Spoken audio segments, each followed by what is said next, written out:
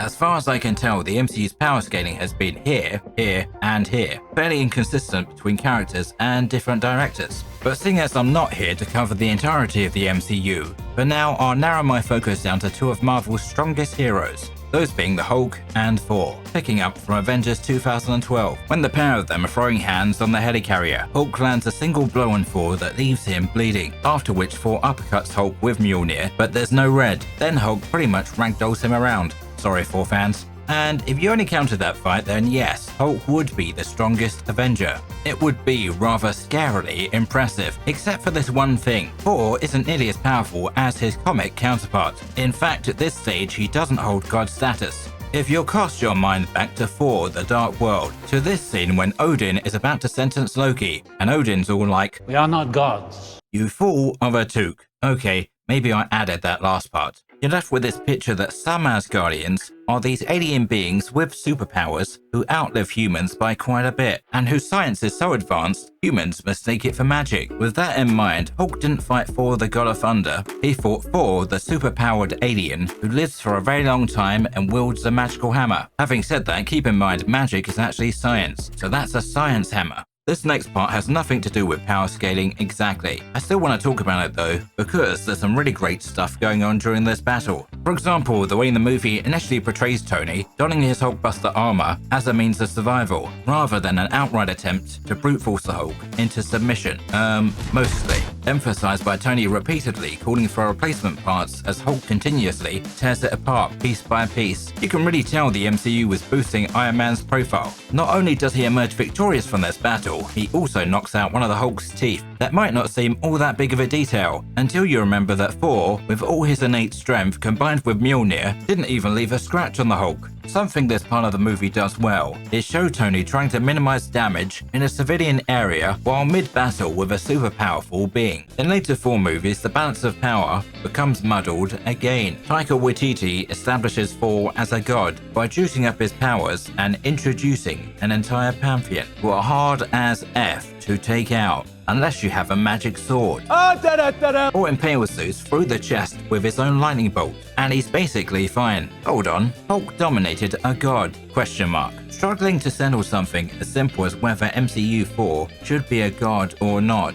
muddles things when revisiting earlier movies. For myself, I'm of the opinion that Thor should have been a god from the very beginning, or at least a demigod. I know I'm probably going to annoy some Thor fans with that statement. It's just that the G word carries certain imagery. Thor the demigod of thunder doesn't have the same impact though, does it? Then comes Thanos absolutely mollywhopping the Hulk, despite the fact Hulk sneak attacks this man from out of nowhere. This scene is a mess. First of all, how exactly is this big green beast stealth attacking anyone, especially Thanos, when Ebony Maw and Cold Obsidian are standing right in front of him with a good angle of the area behind him? Well, good enough to spot any rampaging green giants at least. I wonder if the Hulkbuster has a stealth mode. Let him have his fun. This fight was trash. He got dumpstered along with his power scaling. Watching this Hulk stumble towards Thanos and continuously fail at punching him pains me. I may as well watch this robot bump into the wall. Look around you, pick something up. Tell him he looks chunky in that armor. Nah, that's okay. Keep blocking those strikes with your face. Look, for real, even Brokeass 4 picks up a metal something he finds laying around. While he may not be a UFC title holder, Hulk in this universe is more capable than the Russos gave him credit for.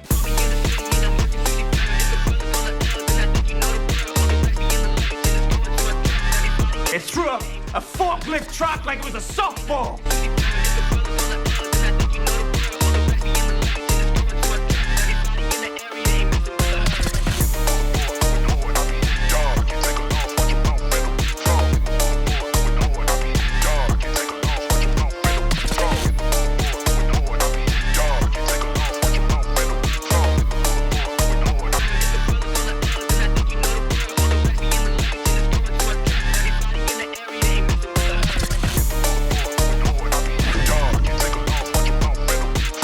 What should have never been ignored for the sake of storytelling was that when Hulk feels pain, he doesn't go, ooh, ouchies.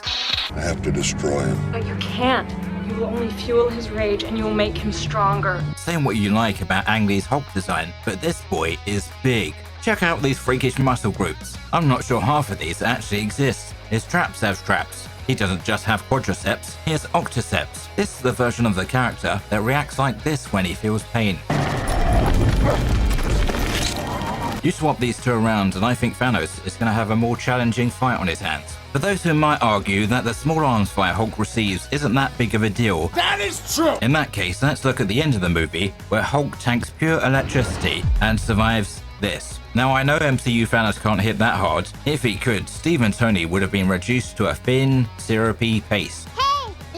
I'm aware the Russo brothers wanted to establish what a serious threat the big purple man posed right from the start. The strongest Avenger can't even stop him, blah blah blah blah. Also, they wanted Heimdall to Rainbow Bridge his big green derriere back to Earth. That way, Tony hears about Thanos from a friendly face. Question: if Science Bro Hulk had made his MCU debut earlier and fought Thanos in place of Savage Hulk, would that have fit better? A bit of suspension of disbelief comes with the territory when dealing with superhero movies, along with some plot armor peppered here and there. Thanos defeating the Hulk is not the real issue. It's how easily he was brushed aside compared to other, far more easily squishable heroes. Take Steve Rogers here, the first Avenger, attempting to stop Thanos from acquiring the Mind Stone. While this moment is presented in slow motion for dramatic effect, it looks ridiculous when run side by side with the Hulk's ass whooping. During Endgame, we saw Thanos shrug off Tony's biggest attack and effortlessly pick him up, functional armor and all, like he was a cheap plastic toy from a cereal box. I'm sorry, but if he's powerful enough to do that, then the next time Tony got within breathing distance, it should have been lights out. Another inconsistency is how Thanos chooses to re-equip himself when fighting Captain America. But when it comes to the Hulk, one of the strongest beings in the Marvel Universe, then it's hand to hand. Mr. Rogers is a peak human being, not a superhuman. Thanos could have kept a hold of him and applied a little pressure. The shield, observe the size difference. All this big purple M&M has to do is grab Cap's arm like a breadstick and twist. He probably could have done it earlier when he punched Mjolnir out of his hand. Then there's Tony, who's basically a tech bro in a high-tech suit of armor. If the Russos treated characters consistently, namely Thanos, then without offensive linemen like Hulk and Thor to keep blocking for them, the pair of them should have been folded 3 times over. A complaint I often hear about the Hulk is that he's overpowered. While I sympathize with that view to an extent, I'm actually going to push back on that a bit and say the Hulk's strength has never been the core problem.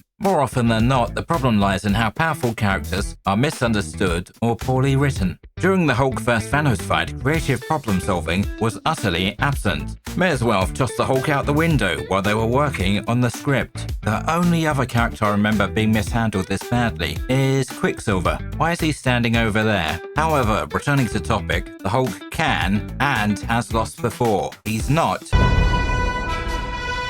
When it comes to defeating the Hulk, the MCU has never been limited to raw physical force. Creativity is a wonderful thing. Why not employ the Reality Stone to shrink him down? Hulk is strongest now! Trick him into falling through a portal. This one time, Cable attacked Hulk's mind while Storm hit him with a massive lightning bolt straight to the heart, incapacitating him. We've already seen that this particular version of the character is not immune to mind control, so there's another option. I'm not presenting any of these as definitive solutions, since adaptations of the Hulk vary in durability, strength, and speed, etc., more as creative alternatives. So we don't have to watch a strong guy with finite strength outmuscle another strong guy with potentially limitless strength. You know what? I've been focused on the green one for a while. So now let's switch over to the fight between Anthony Mackie's new Captain America and the Red Hulk. As the battle is reaching its peak, Cap uses his vibranium wings to absorb the impact and energy from Red Hulk's punches. Before Red Hulk gets a grip on Sam, one massive hand crushing his helmet, leaving the other completely free to start pummeling his body. Yet he doesn't do that. Sam only escapes because Red Hulk has this piece of vibranium sticking out of him, which he decided not to pull out. He removed several pieces earlier, including the one in his chest, but not the one from his abs. That makes no sense. He would feel the lower piece, causing him more discomfort when moving. Anyway, Sam is able to kick this piece of vibranium with enough force to drive it deeper into the Red One's body. Now maybe this part is plausible because the piece is already inside him. Although, thanks to past movies, we've seen Hulk flesh is extremely difficult to pierce by all kinds of objects at varying speeds, all of which outmatching what a normal human kick is capable of. However, it feels more like plot armor, and here's another reason why. When Red Hulk was holding him, Sam bounced his shield off a bunch of trees in an effort to hit Big Red, who's aware enough to catch it mid-air, embed it into the ground within a split second, yet somehow this giant raging tomato didn't think to remove that one piece of vibranium sticking out of his abs. How convenient. Okay, so next, with the single wing he has remaining, Sam releases the stored up energy from earlier. The resulting force sends both himself and Harrison Hulk flying in opposite directions. The trees around them are leveled, cars are flung all over, and the road is torn up, slabs of which end up burying Sam until other people arrive to start lifting these huge slabs off him. And when he emerges, he's out of breath, but essentially fine, just walks it off. Did I mention the shockwave from earlier was able to temporarily bury a being as powerful as the Red Hulk? Sure, he doesn't have limitless strength like the green one. Still, Hulks are supposed to be serious threats, or they were pre-Russo. Maybe the reason for this one being softer is down to the fact he's a 80-year-old man. Sam took a lot of punishment during this fight. There's an earlier part where Red Hulk punches him, sending him off to bounce between cars, and while I suspect his suit may have vibranium woven through it, I can't remember the movie outright confirming this. Correct me if I'm wrong. Either way, the man inside the suit is still a soft, fleshy immortal. I already thought this movie was a little odd, but now it feels even stranger. There's a very obvious attempt by the filmmakers to try and substitute technology in for super soldier serum. Don't get me wrong, I love watching Cap zip around, dodging attacks, all that good stuff, and having a Captain America that can fly is a great way to set him apart from Steve. But the amount of damage he shrugs off makes me question just how far they are willing to push the limits of what an unenhanced human should be able to survive. A key piece that's been overlooked is that while a character like T'Challa was able to run around in a vibranium suit pulling off amazing feats, he had consumed the heart-shaped herb, which enhanced all his natural attributes. Remember Captain America Civil War, where the peak of human capability faced off against Iron Man. From the moment Tony discovers Bucky sent his parents away on that long vacation to go away, never come back land, the tension in the room is palatable. Defeating Iron Man is portrayed as a nearly impossible task. Steve barely comes out on top thanks to Bucky's aid. So what's that? Like one guy with a super soldier serum and a highly trained assassin versus Iron Man. This seems as good a place as any to wrap things up. With the wild fluctuations in power across the MCU, the Hulks in particular have taken the biggest hit, and Marvel's sheer apathy toward